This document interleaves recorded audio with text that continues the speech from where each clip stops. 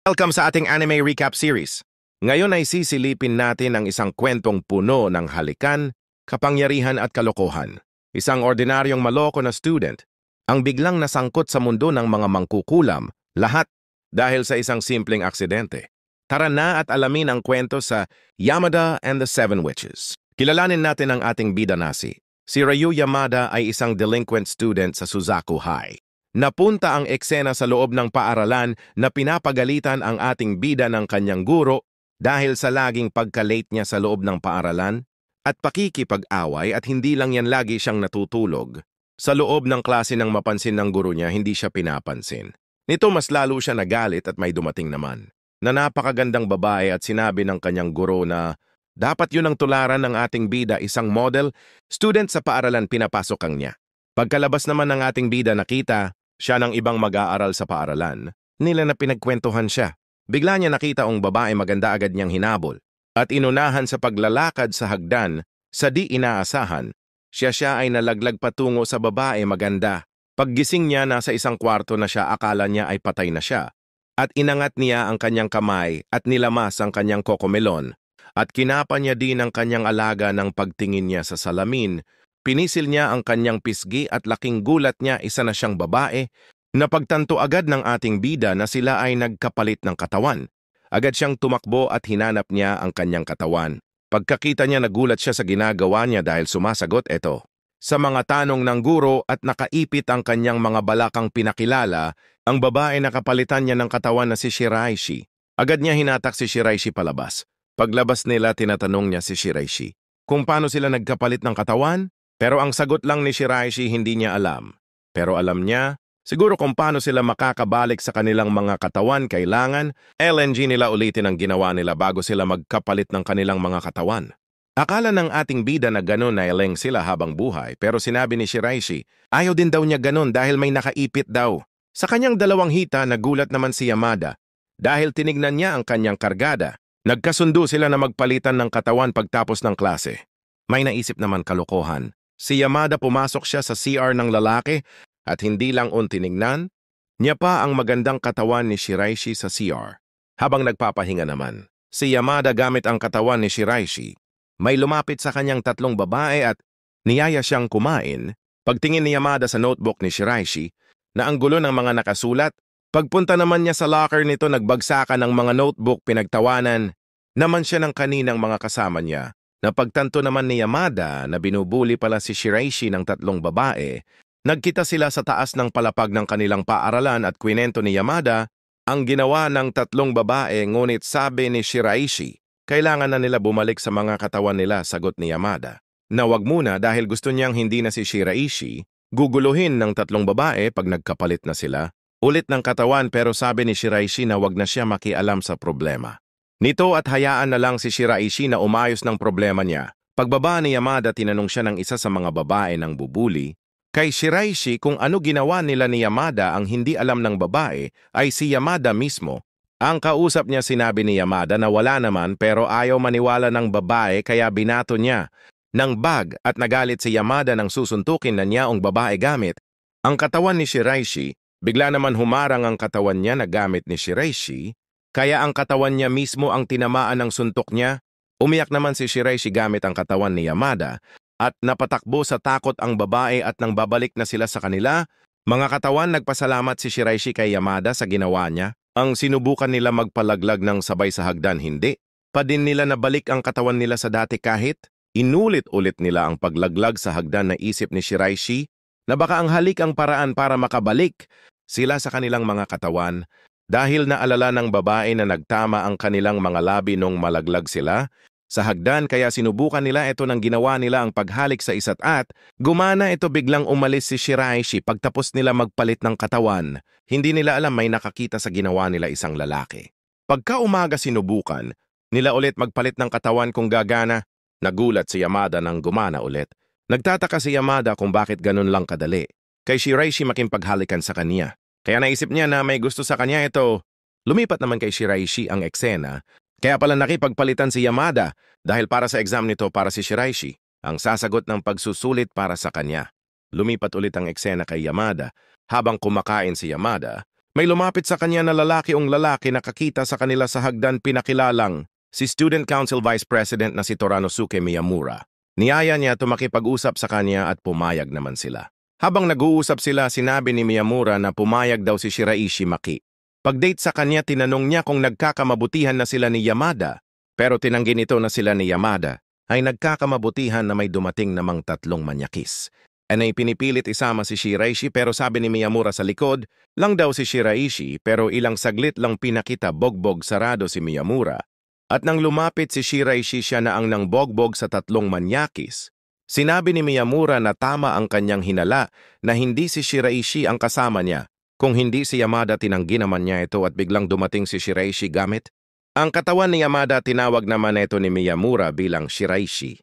Sinabi ni Miyamura na wag na magpanggap at sumunod sila dalawa. Sa kanya dinala niya to sa isang dating kwarto ng Supernatural Student Club ng Alok. Si Miyamura ng isang proposal na kung sasali sila sa club, malaya nila magagawa ang pakikipag. Palitan ng katawan sa isa't isa, tinanong naman ulit ni Miyamura kung nasubukan na ba nila halikan ng ibang tao kung gumagana sa iba ang pakiki, pagpalitan ng katawan. Sinabi ni Miyamura kay Shiraishi na halikan siya, pero hindi pumayag si Shiraishi. Pero sinabi ni Miyamura na si Yamada na lang ayaw pumayag ni Yamada, sinabi nito. Kay Miyamura na, sapakan na lang daw pero sabat ni Shiraishi pumayag na daw si Yamada para makita niya ang mangyayari. Hinawakan ni Shiraishi si Yamada para mahalikan siya ni Miyamura. Nagulat sila nang magkapalit nga sila ng katawan at sinabi ni Shiraishi na may nakaipit din daw sa 2 hita ni Yamada. At pinakita naman ni Miyamura ang nakaipit sa 2 hita ni Yamada. Tinignan naman ni Shiraishi, nagalit naman si Yamada. Dahil bakit daw kailangan tignan ni Shiraishi? Naghalikan ulit si Yamada at Miyamura nagbalik na sila sa mga katawan nila. Sinabi ni Miyamura, kung nasubukan na ba ni Yamada na humalik ng ibang babae gusto, subukan sana ng 2 kung gagana. Eto sa lahat pero tumanggi si Shiraishi. At nag-isip na naman si Yamada na baka nagseselos si Shiraishi, pero sabi ni Shiraishi na baka maging komplikado ang lahat pag nalaman ng iba. Sabi naman ni Miyamura kung pumapayag ba sila Yamada at si Shiraishi. Tinanong naman ni Yamada si Shiraishi. At pumayag naman si Shiraishi. Sabi ni Miyamura si Shiraishi ay Vice President ng club at si Yamada ay member LNG. Nagtanong naman si Yamada kung bakit member lang. May babae naman na biglang pumasok. At sinabi gusto nito sumali sa club nila. Pumayag naman sila Yamada, tinanong ng babae kung ano activities ng club nila. Pero sabi nila ay wala pa nagpakita, gilas naman ang babae na kaya. Daw niya baluktutin ng kutsara pero binali lang niya. Eto may pinakita din na mga picture ng mga UFO. Pinakilala naman ang babae na si Ito, isang babaeng obsessed sa paranormal. Nagumpisa na sila maglinis ng susubukan ni Shiraishi at Yamada. Maghahalikan para magpalit ng katawan dahil sa exam ni Yamada at matagal-tagal na din daw nila hindi ginagawa, sabi ni Shiraishi. Bigla naman dumadating si Ito kaya hindi matuloy nang makakuha ng pagkakataon. Ang dalawa maghalikan para makapagpalit ng katawan. Nakita naman sila ni Ito. Pakiramdam naman ni Ito na parang niloko siya kaya maghihiganti siya. Pagkaumaga naman at pagpasok ng ating bida may nagpapakalat naman ng balita naghahalikan daw si Shiraishi at Yamada. Gusto pigilan ni Yamada si Ito kaya pinatawag niya. Sa isang silid humingi si Yamada ng tawad kay Ito pero ayaw tanggapin ni Ito. Nang palabas na ng kwarto si Ito, sinabi ni Yamada hindi siya makakalabas ng kwarto kung hindi siya hahalikan. Kaya lumapit si Yamada at hinalikan si Ito nang magkapalit sila ng katawan. Agad niya sinikmuraan si Ito kahit gamit nito ang kanyang katawan. Agad naman natumba si Ito at nakatulog. Tiningnan naman ni Ito ang cocomelon ni Ito at namangha dahil sa ganda nito. Plano pala ni Yamada gamit ang katawan ni Ito babawiin niya ang kanyang pinagsasabi sa paaralan. Ang hindi niya alam, wala naman naniniwala kay Ito, kaya parang walang silbi ang ginawa niya paghalik at pakikipagpalitan ng katawan. Balikan niya si Ito at kanyang katawan para makabalik na siya. Sa katawan na wala naman si Ito. Agad naman niya ito hinanap. Nalaman niya na madaming gagawa ng kalokohan si Ito gamit ang kanyang katawan. Nag-usap-usap si Yamada, Shiraishi at Miyamura. Inalam nila kung bakit ginagawa ni Ito. May nakita naman cellphone kay Ito, binasa nila. Nalaman nila kung asan si Ito at kung bakit niya tinakas ang katawan ni Yamada. Natagpuan ni Yamada si Ito at bugbog ang kanyang katawan. Nagalit si Yamada kaya pinagbogbog ang mga nang bogbog kay Ito at ng loko. Nagsorry naman si Ito sa kanyang mga ginawa at nag-umpisa na sila pag-aralan.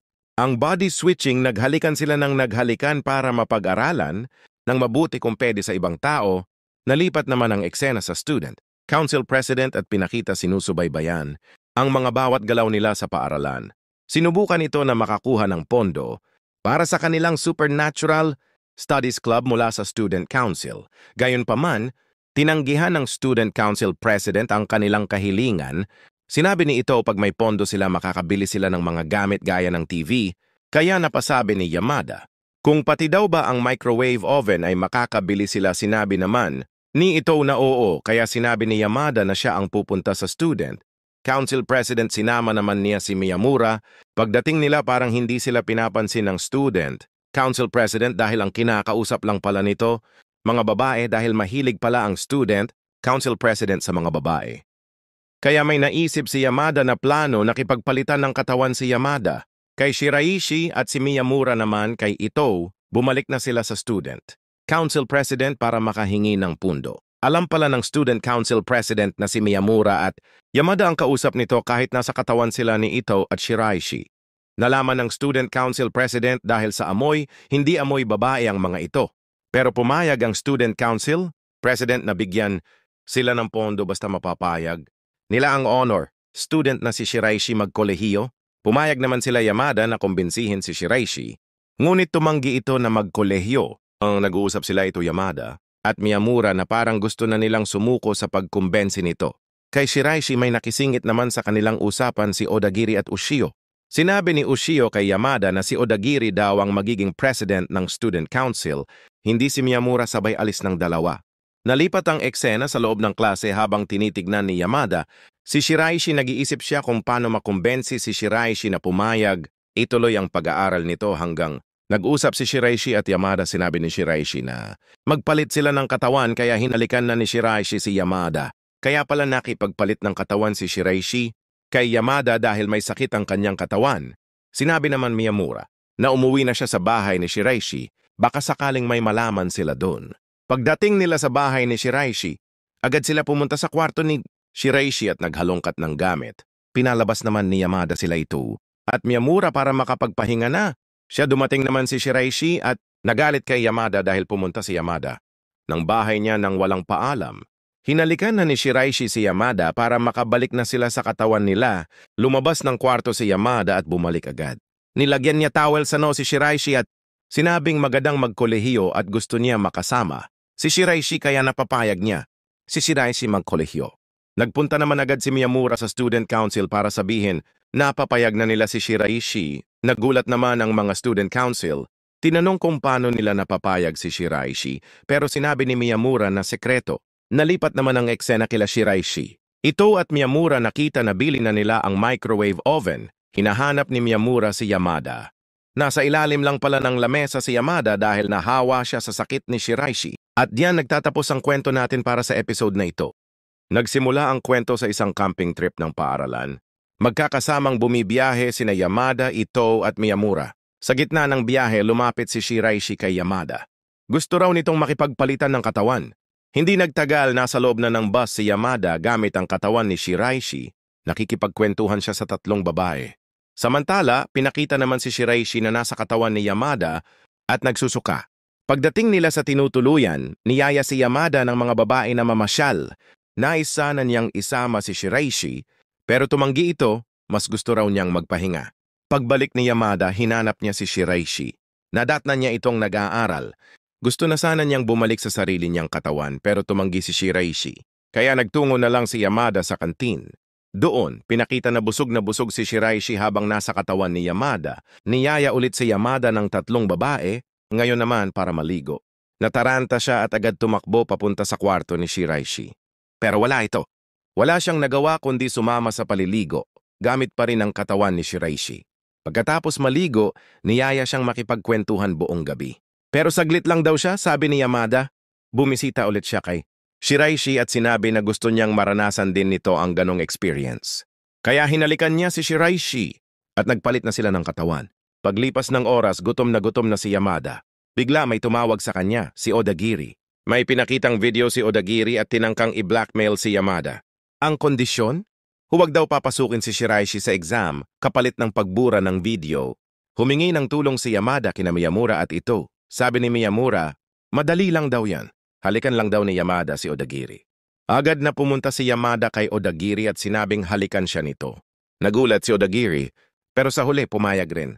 Binigyan siya ng babala. Huwag siyang sisisihin kung may mangyaring masama. Pero laking gulat ni Yamada. Walang nangyaring palitan. Sinubukan niyang halikan sina Miyamura at ito, wala pa rin. Walang epekto. Nagkausap ulit sina Yamada at Shiraishi. Masaya raw si Shiraishi sa field trip at gusto niyang makasama ulit si Yamada. Ito at Miyamura sa susunod. Kinabukasan, nagulat si Yamada. Parang nagkakagusto sa kanya sina Ito at Miyamura. Na-realize nila na baka nagayuma sila dahil sa halik ni Yamada. Akala nila nagbago ang kapangyarihan nito. Sabi ni Miyamura, maganda ang power ni Yamada. Lahat ng babae pwedeng mapasa kanya. Tinanong pa kung nahalikan na ba niya si Shiraishi. Nag-isip tuloy si Yamada ng kalokohan. Pero sinabi niya, hindi pa niya nasasabi kay Shiraishi ang totoo. Nang makasalubong niya si Shiraishi, gusto ulit nitong makipagpalitan ng katawan. Pero tumanggi si Yamada. Paulit-ulit siyang niyaya, pero patuloy na tumatanggi si Yamada. Tinanggap na lang ni Shiraishi at tinanong, nagsasawa na ba siya? Samantala, nagkausap sina Odagiri at Ushio. Nagtataka si Odagiri kung bakit hindi siya kinakausap ni Yamada. Sabi ni Ushio, baka hindi pa alam ni Yamada na may gusto na sa kanya si Odagiri. Nagulat si Odagiri. Parang totoo nga. Hinanap niya si Yamada dahil hindi niya ito maalis sa isip. Sa wakas, nagkausap ulit sina Yamada at Shiraishi. Inamin ni Yamada, nagbago na ang kanyang kapangyarihan. Pero sabi ni Shiraishi, masaya pa rin siya kahit ganon. Akala raw niya abala na siya. Sinabi ni Yamada na hindi totoo yon. Humingi siya ng tawad. Tiningnan siya ni Shiraishi at sinabi, halikan mo ako. Sabi naman ni Yamada, basta huwag mo akong sisisihin. Naghalikan sila. Nagulat si Yamada, nagpalit ulit sila ng katawan. Nakita sila ni Ushio at Odagiri habang naghahalikan. Umiiyak si Odagiri, hindi tumalabang halik niya kay Yamada. Naisip ni Ushio, gumana ang gayuma ni Odagiri. Ipinaliwanag ni Shiraishi ang lahat. Ang tunay na kapangyarihan ni Odagiri ay gayuma.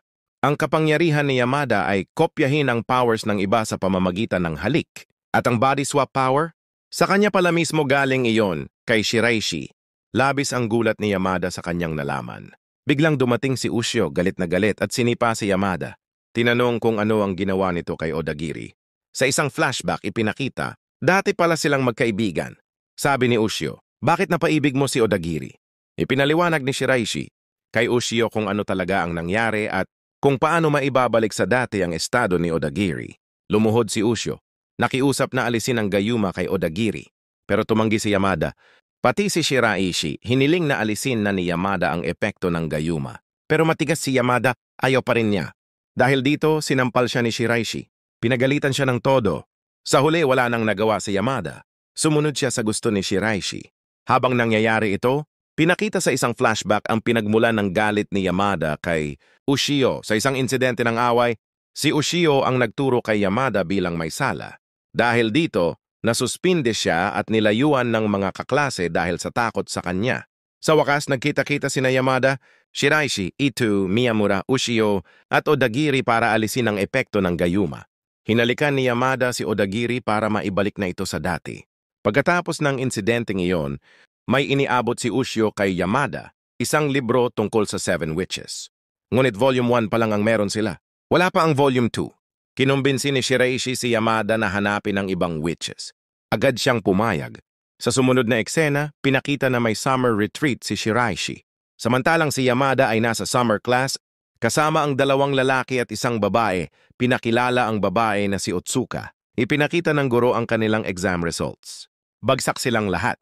Niyaya ni Shiraishi si Yamada na magpalitan sila ng katawan. Agad namang pumayag si Yamada, mas mai-enjoy daw niya ang summer. Gamit nga lang ang katawan ni Shiraishi.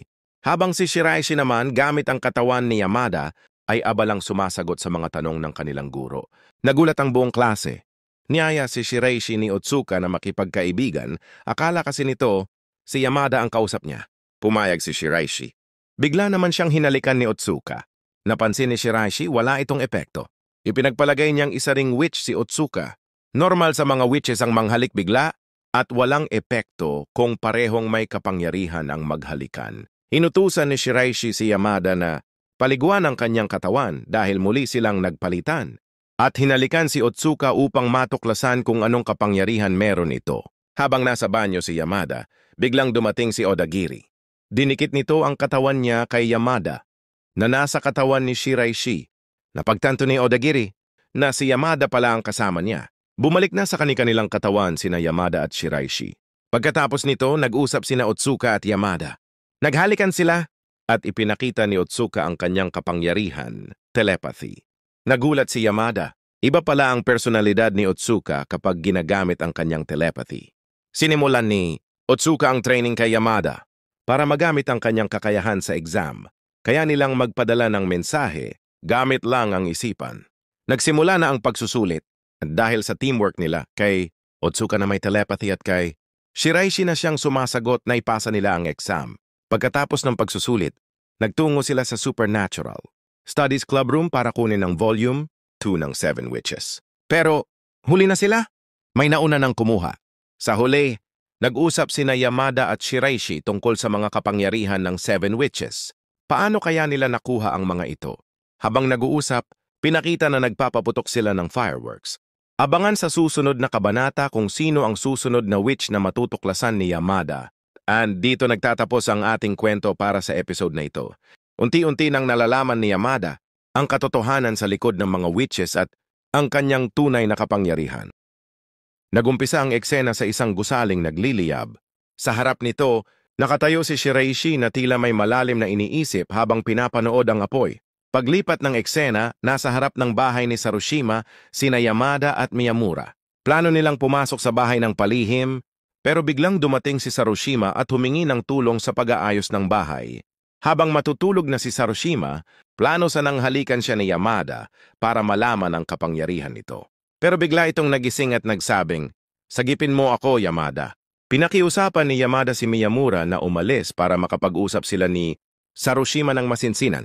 Ikinuwento ni Sarushima na kaya siya hindi na pumapasok sa paaralan ay dahil nakita niya sa hinaharap na masusunog ang school building at siya ang pagbibintangan.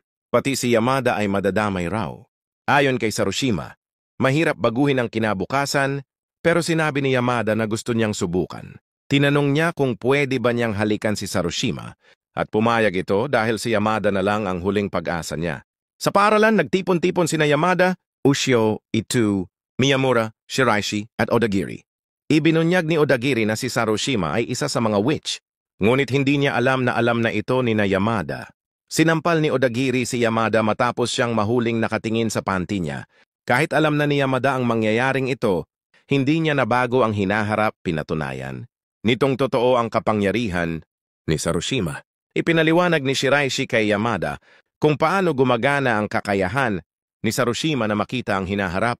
Sinabi ni Yamada kay Sarushima na baka may ibang tao sa lugar ng sunog. Tinanong niya kung may iba pa siyang nahalikan.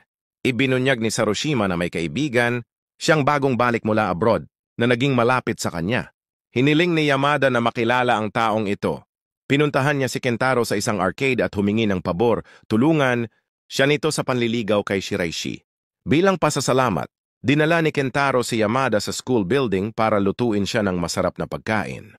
Dito natuklasan ni Yamada na sa loob ng school building nagluluto si Kentaro at ito pala ang dahilan kung bakit masusunog ang gusali sa hinaharap. Kinabukasan, sinubukang halikan ni Yamada si Kentaro pero tumanggi ito. Pinilit niya pero nabugbog lang sila ni Miyamura. Nagplano ang club ni Yamada kung paano mapapalitan ng katawan ni Yamada si Kentaro. Naisip ni Miyamura na gamitin si Shiraishi dahil may gusto si Kentaro dito. Nagkita si Shiraishi at Kentaro, ngunit si Yamada pala ang nasa katawan ni Shiraishi. Nagpahayag ng damdamin si Kentaro pero inaya siya ni Shiraishi na mamili sa labas. Biglang tumawag si Sarushima kay Yamada at sinabi nitong lumalala ang hinaharap. Nagpaalam si Yamada at umalis. Ngunit sa isang mataong lugar, nahuli ni Kentaro si Shiraishi na si Yamada pa rin ang nasa katawan. Nagpahayag muli si Kentaro ng damdamin. Biglang dumating si Shiraishi gamit ang katawan ni Yamada at hinalikan ang tunay na Yamada. Bumalik ang kanilang mga katawan. Ipinagtapat ni Shiraishi kay Kentaro na may relasyon sila ni Yamada. Nasaktan si Kentaro at tumakbo palayo. Hinabol siya ni Yamada at pinilit buksan ang pintong pinagtaguan nito.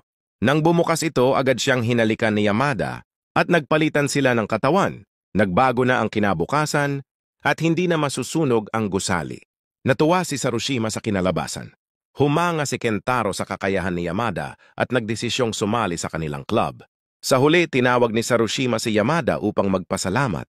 Ipinakilala naman ni Miyamura ang susunod na witch, si Takigawa, na may kakayahang makita ang nakaraan.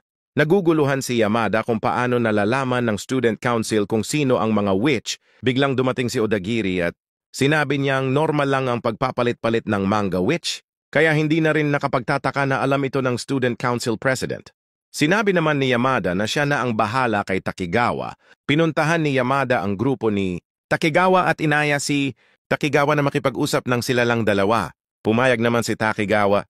Habang pinapilit ni Yamada si Takigawa na aminin ang kanyang kasalanan, tinutokso naman siya ni Takigawa. Sinabi ni Yamada na halikan siya ni Takigawa, pero nainis ito dahil parang ang bilis daw bumigay ni Yamada. Paulit-ulit na sinusubukan ni Yamada na mahalikan si Takigawa, pero tinataboy siya nito. Hiningi ni Yamada na isama siya sa grupo ni Takigawa, pero mariing tumanggi ito. Ngunit sinabi ni Yamada na marami siyang alam tungkol sa mga witch. Kaya napapayag niya si Takigawa.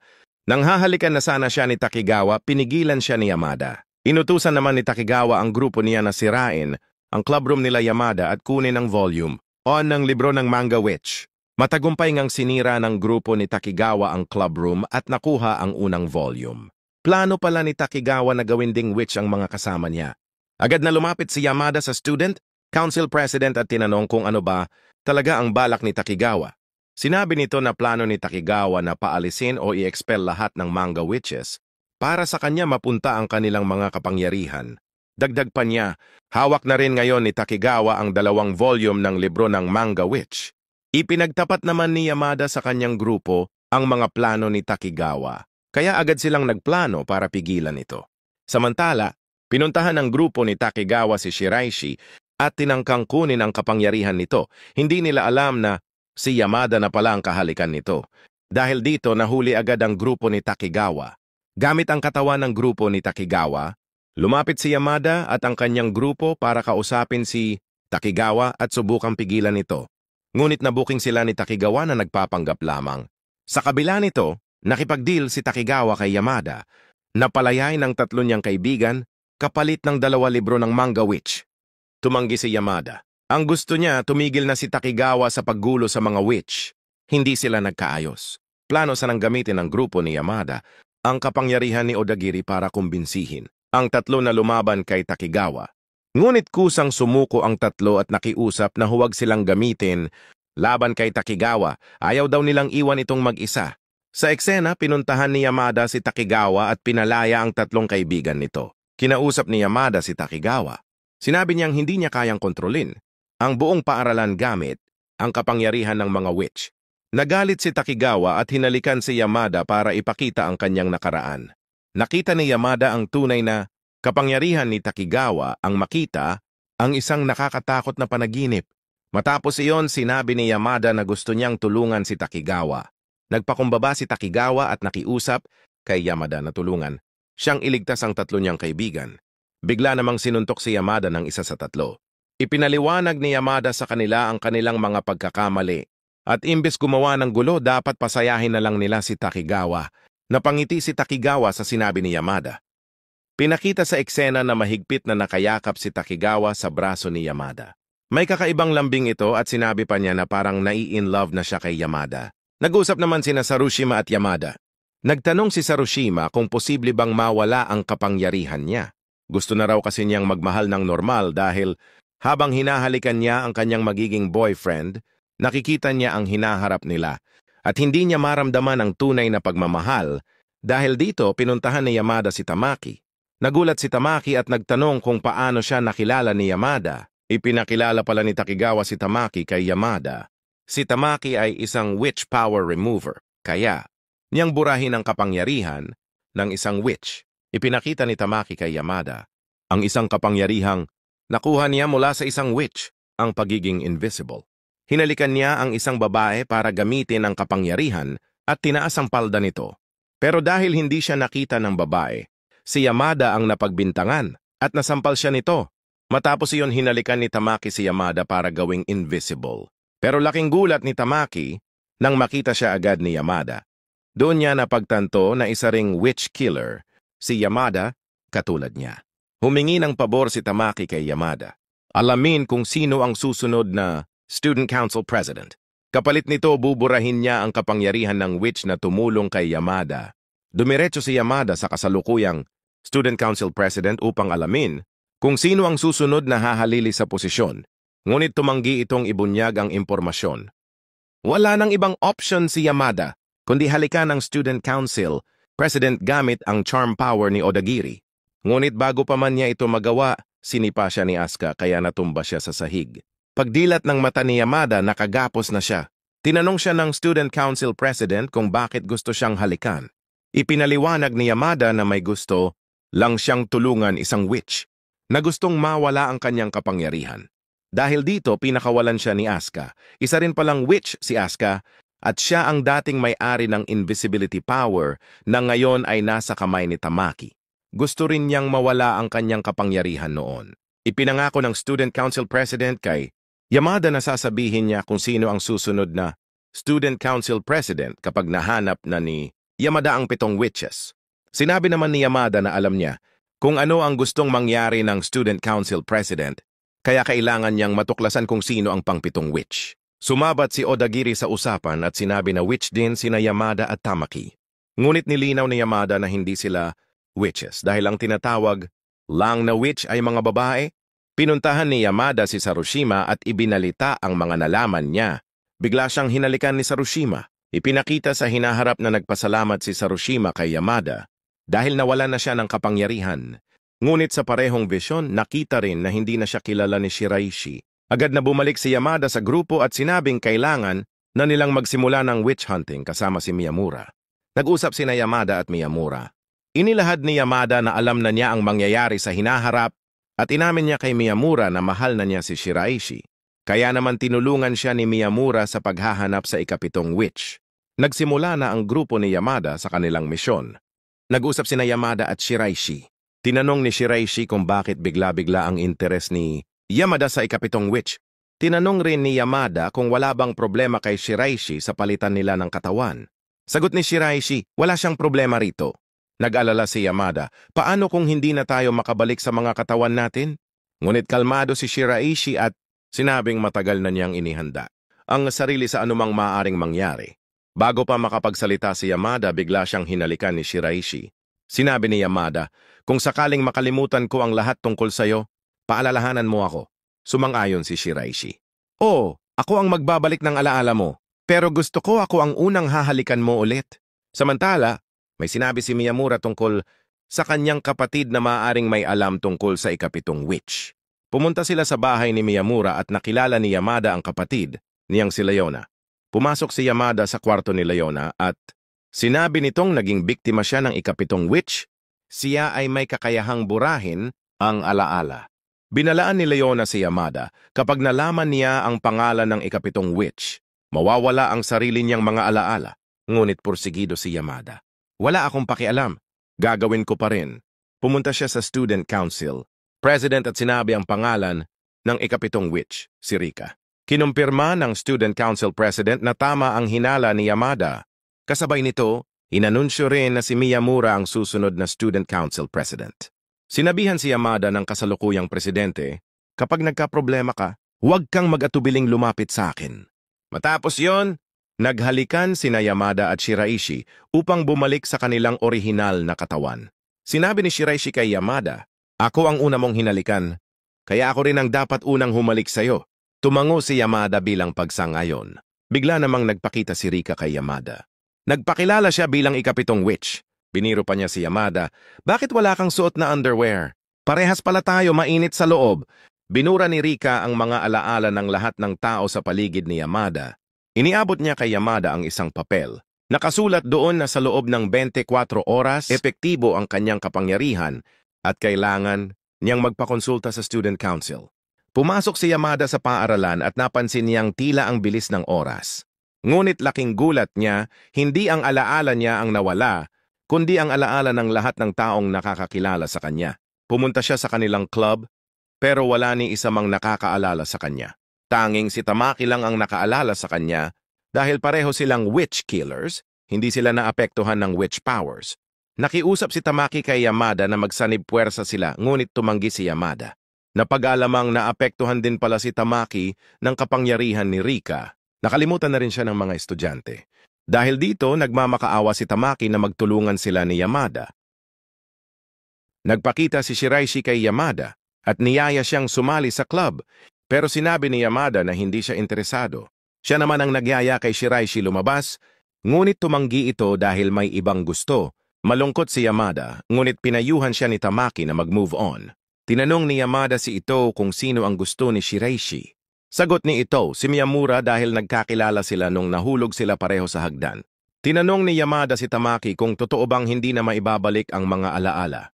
Nangako si Yamada na ibabalik niya ang lahat ng alaala. Nagpunta siya sa Student Council President para magmakaawa, ngunit tumanggi ito. Samantala, nagkita sina Yamada at Odagiri. Sinabi ni Odagiri na nabalitaan niyang nabusted si Yamada kay Shiraishi. Hinamon niya si Yamada na gamitin ang charm, power para paghiwalayin sina Miyamura at Shiraishi. Nagkita sina Yamada at Odagiri. Dahil nainis sa tagal ni Yamada, pinarusahan siya ni Odagiri na halikan siya. Pumayag si Yamada at nakita sila ni Shiraishi. Umalis si Shiraishi at sinubukang habulin ni Yamada, ngunit sinabi ni Shiraishi na wala siyang pakialam. Tinapat siya ni Yamada ngunit umiwas si Shiraishi. Habang sinasabi ni Shiraishi na may gusto na siyang iba, hindi niya napigilang lumuha. Tinanong niya si Yamada kung sino ba talaga siya. Ipinaliwanag ni Yamada ang tungkol sa kapangyarihan ng ikapitong witch. Nang hahalikan na sana siya ni Yamada, pinigilan siya ni Shiraishi. Pinayuhan si Yamada ni Tamaki na dapat isipin muna niya ang sarili. Sa desperasyon, hinalikan ni Yamada si Miyamura para gumana ang charm power, ngunit hindi ito gumana. Sinabi ni Tamaki na sa mga witches lang gumagana ang power. Sa pagkakataon na iyon, nakita siya ni Odagiri at hinalikan siya. Ipinagtapat ni Odagiri na ginamitan siya ni Yamada ng copy power. Napagtanto nila na napawalang bisa ang kapangyarihan ni Rika kay Odagiri. Nagpasalamat si Yamada dahil may nakakaalala pa rin sa kanya. Hinalikan ni Odagiri si Ushio para mawala ang charm power. Sinabi ni Ushio kay Odagiri na mahal niya ito na ikinagulat ng huli. Tinanggihan ni Odagiri si Ushio at sinabing hindi na siya asa sa kapangyarihan ng charm power. Ipinahayag niyang hindi na niya ito gagamitin muli. Nagpakita ulit si Rika at sinabing kapag nakumpleto ni Yamada ang 7 witches at nagawa ang seremonya, matutupad ang kahit anong kahilingan niya. Tinangka niyang gamitin ulit ang kapangyarihan kay Yamada. Tinawagan ni Yamada si Odagiri at nagbabala tungkol sa paglitaw ni Rika. Susubukan sanang magtapat si Odagiri ng nararamdaman niya, pero pinigilan niya ang sarili. Kinabukasan galit si Odagiri dahil hindi naman nabura ang kanyang alaala. Napagtanto nila na isang beses lang epektibo ang kapangyarihan ni Rika. Ipinakita na may binabalak ang Student Council President laban kay Yamada. Samantala, napagdesisyonan ni na Yamada, Odagiri, at Tamaki na pagsamahin ang 7 witches para isagawa ang seremonya. Bigla naman nagpakalat ng isang anunsyo ang Student Council President na may isang tao na bigla-biglang nanghahalik. Kaya mas lalo nahirapan si Yamada. Tinanong ni Shiraishi si Yamada kung siya ba ang nagnakaw ng halik dahil sinubukan siyang halikan nito noon. Pagkatapos noon, niyaya ni Shiraishi si Yamada na sabay na silang umuwi. Habang magkasama sila, hahalikan na sana ulit ni Yamada si Shiraishi, ngunit pinigilan sila ng sekretarya ng Student Council President. Samantala, nag-usap si Odagiri at ang Student Council President at inalok siya ng isang kasunduan. Kung tutulungan niya ito sa kanyang plano, mapapasa kanya si Yamada. Nag-usap din si Tamaki at Odagiri. Tinanong ni Tamaki kung ano ang pinag-usapan nila, pero sinabi ni Odagiri na hindi niya susundin ang kagustuhan ng Student Council President. Kahit anong gawin niya, si Shiraishi lang ang nasa isip ni Yamada, kaya nagdesisyon siyang suportahan ito. Habang umiiyak, sinabi niyang gusto pa rin niyang tulungan si Yamada.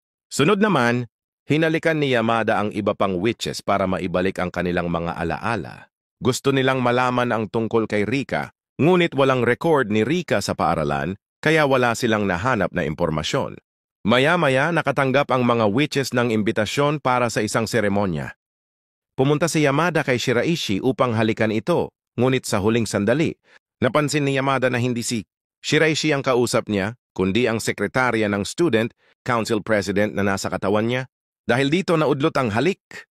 Galit na galit si Yamada sa ginawa ng Student Council President kay Shiraishi, kaya agad niya itong sinugod. Doon, Ibinunyag ni Yamada na nakipagpalit ng katawan si Asuka kay Shiraishi at nasa bahay pala ni Asuka si Shiraishi, isang lugar na tanging miyembro lamang ng student council ang makakapasok. Dahil dito, pumunta si Yamada sa bahay ni Miyamura para hikayatin itong samahan siya sa bahay ni Asuka. Tumanggi si Miyamura pero nagmakaawa si Yamada. Tinawag naman ng ate ni Miyamura si Yamada at kinausap siya. Dumating sina Odagiri at Tamaki at ipinaliwanag ni Leona ang tunay na plano ng Student Council President. Nagpasalamat si Miyamura kay Yamada dahil muli niyang narinig tumawa ang kanyang ate. Kinausap ni Yamada si Rika at hinikayat itong kumampi sa kanila. Ipinaalala ni Yamada na ginagamit lamang siya ng Student Council President. Pumayag si Rika, ngunit may isang kondisyon. Kailangan muling papasukin si Leona sa paaralan. Nagkausap sina Leona at Yamada at sa huli ay pumayag si Leona. Ipinakita ang backstory ni Leona at ng Student Council President, si Yamazaki, na may nakaraan pala sila. Dinala ni Yamada si Leona kay Rika at binura ni Rika ang mga alaala ni Leona. Pagkatapos nito, nagpunta si Leona kay Yamazaki upang magpaalam. Napaluha si Yamazaki habang pinagmamasdan si Leona. Sinubukan nilang hulihin si Asuka pero nabugbog lamang si Tamaki. Sa huli, gamit ang pagtutulungan ng mga witch, nagtagumpay sila sa paghuli kay Asuka. Kasama si Miyamura, pumunta si Yamada sa bahay ni Asuka, kung saan nakita niya si Shiraishi na nagbabasa gamit ang katawan ni Asuka. Humingi ng tawad si Shiraishi kay Yamada dahil hindi agad siya naniwala rito. Sa halip na nagalit, niyakap siya ni Yamada. Lumipat ang eksena sa loob ng simbahan kung saan gaganapin ang seremonya ng pagsasama ng 7 witch. Nakabalik na rin sa kani-kanilang katawan sina Shiraishi at Asuka. Nang sisimulan na ang ritual, tumanggi si Asuka. Biglang dumating ang Student Council President at pinilit si Asuka na sumali. Sinimulan ni Yamada ang seremonya kasama ang 7 witch. Laking gulat niya nang biglang tumigil ang oras. Ipinaliwanag ni Rika ang nangyari at sinabing tumayo siya sa gitna at maghain ng kahilingan. Ngunit bago ito gawin, tinanong muna ni Yamada si Rika kung masaya ba siya sa kapangyarihang taglay niya. Hindi rin alam ni Rika ang sagot. Sa huli, sinimulan na ni Yamada ang seremonya at hinalikan siya ni Rika. Pagkalipas ng seremonya, bumalik si Yamada sa kanilang club room. Pagpasok niya, tinanong niya ang kanyang mga kaibigan kung bumalik na ang kanilang mga alaala. Sa una ay tila hindi siya naaalala, ngunit palabas na siya ng bigla. Siyang tinawanan ng mga ito, pinagtripan lang pala siya. Naalala na pala talaga nila siya at napaluha si Yamada sa tuwa. Tinanong siya ng grupo kung ano ang kanyang hiniling. Sinabi ni Yamada na hiniling niyang mawala ang kapangyarihan ng mga witch.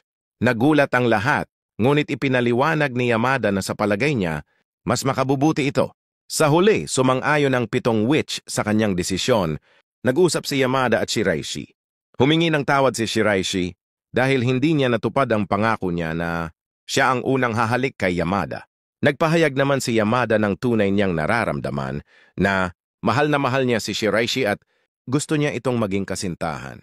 Inakala niyang mabibigo siya dahil akala niya may iba ng gusto si Shiraishi. Ngunit sinabi ni Shiraishi na si Yamada lang ang gusto niya. Akala rin niya ay alam na ito ni Yamada noon pa. Pumayag si Shiraishi na maging kasintahan ni Yamada. Humiling naman ng isang halik si Shiraishi para malaman kung talaga na wala na ang power niya nang hinalikan ni Shiraishi si Yamada. Hindi sila nagpalit. Sinabi ni Yamada na gusto lang naman siya halikan ni Shiraishi para paraan lang daw. At diyan nagtatapos ang kwento ng 7 witch at ng pagmamahalan nina Yamada at Shiraishi. Sa kabila ng lahat ng pagsubok, nanaig pa rin ang tiwala, pagkaraibigan, sotway ng pag-ibig. Sa huli, pinili nilang maging normal na estudyante, malaya mula sa kapangyarihan, ngunit puno ng alaala. Hanggang sa susunod na kwento, mga ka-anime! Huwag kalimutang i-like, i-share, at mag-subscribe para sa mas marami pang anime recaps sa Tagalog.